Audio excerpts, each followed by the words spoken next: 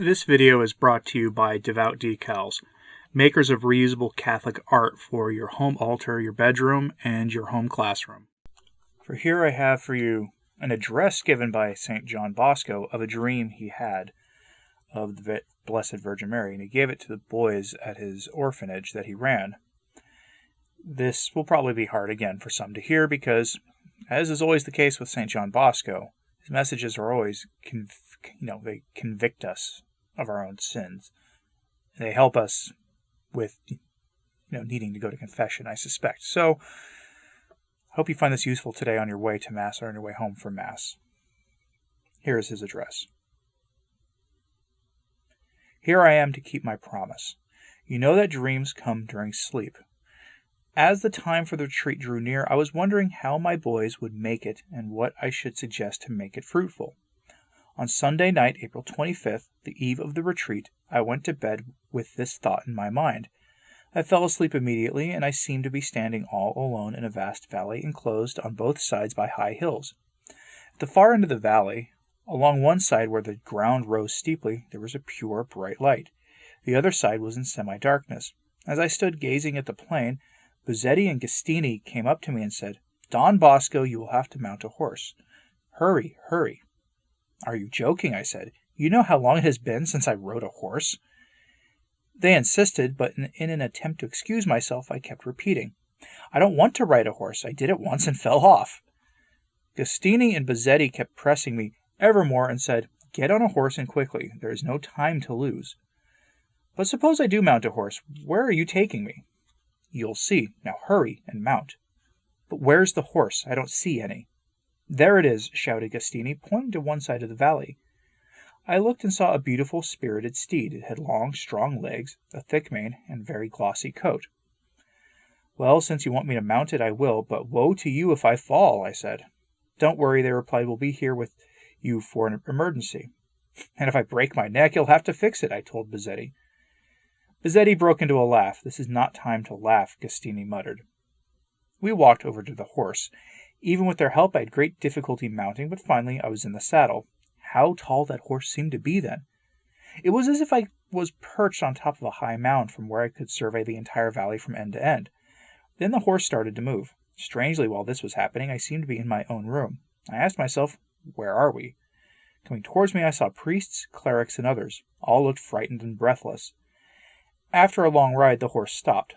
Then I saw all the priests of the oratory together with many of the clerics approaching. They gathered around the horse. I recognized Father Rua, Father Cagliero, and Father Bologna among them. When they reached me, they stopped and silently stared at my horse. I noticed that all seemed worried. Their disquiet was such as I had never seen before. I beckoned to Father Bologna. "Father Bologna," I said, "are you in charge of the main entrance? Can you tell me what happened? Why do you look so upset?" "I don't know where I am or what I am doing," he said. "I'm all confused. Some people came in, talked, and left. There is such a hubbub of people coming and going at the main entrance that I don't know what's going on. Is it possible, I wondered, that something very unusual might happen today?" Just then someone handed me a trumpet, saying I should hold on to it because I would need it. "Where are we now?" I asked. "Blow the trumpet." I did, and heard these words, "We are in the land of trial." Then I saw a multitude of boys, I think over 100,000, coming down the hill. There was absolute silence. Carrying pitchforks, they were hastening towards the valley. I recognized among them all the oratory boys and those of our other schools, but there were many more unknown to me. Just then, on one side of the valley, the sky darkened, and hordes of animals resembling lions and tigers appeared.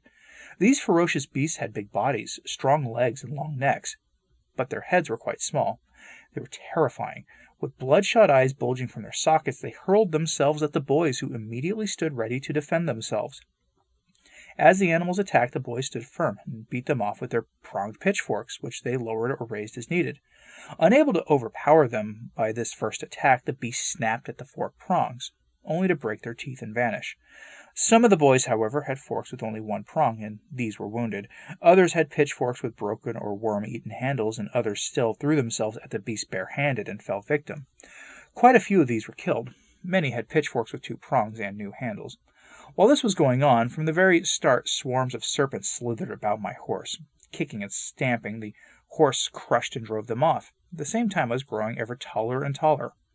I asked someone what the two-pronged fork symbolized. I was handed a fork. On the prongs I read, confession on one, communion on the other. What did the prongs mean? Blow the trumpet. I did, and heard these words. Good confession and good communion. I blew the trumpet again and heard these words. Broken handle, sacrilegious confessions and communions. Worm-eaten handle, faulty confessions. Now that the first attack was over, I rode over the battlefield and saw many dead and wounded. I saw that some of the dead had been strangled and their necks were swollen and deformed. The faces of others were horribly disfigured. Still others had starved to death while enticing food was within their reach. The boys who were strangled are those who unfortunately committed some sins in their early years and never confessed them. Those with disfigured faces are gluttons, and the boys who died of hunger are those who go to confession but never follow the advice or admonition of their confessor. Next to each boy whose pitchfork had a worm-eaten handle, a word stood out. For some it was pride, for others sloth, for others immodesty, etc. I must also add that in their march the boys had to walk over a bed of roses.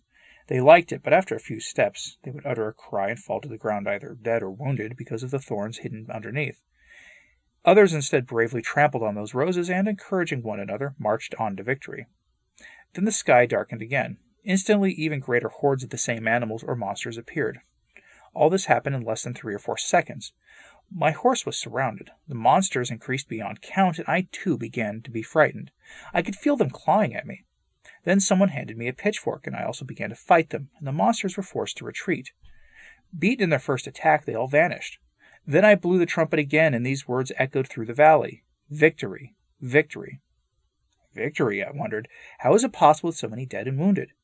I blew the trumpet once more, and we heard the words, Truce for the vanquished. The sky brightened, and a rainbow became visible. It was so lovely and so colorful that I cannot describe it. It was immense, as though one end rested on top of a superga, and its arc stretched and stretched until it reached the top of Moncensinio. I should also add that all the boys who had been victorious wore crowns so brilliant and so bright and varied in color that it was an awe-inspiring sight. Their faces, too, were resplendently handsome.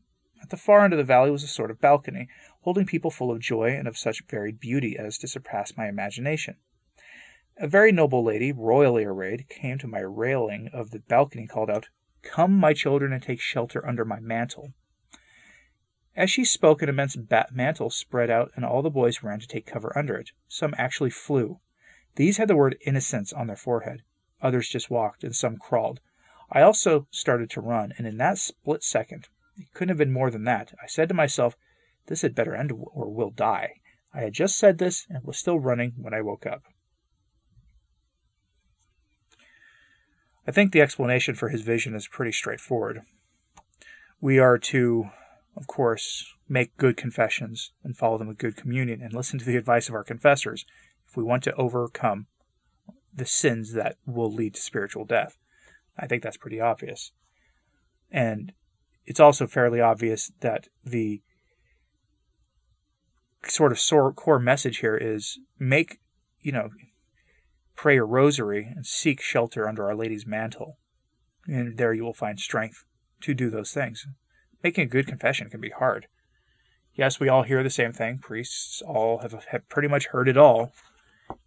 But at the same time, there's a sort of inborn sort of natural humiliation to admitting certain kinds of sins in the confessional, especially to a priest who you will then, a few minutes later, be seeing in the halls or seeing, as you go to receive communion. These things happen. But seek the shelter of Our Lady. Stay close to the sacraments. And you can overcome any sin.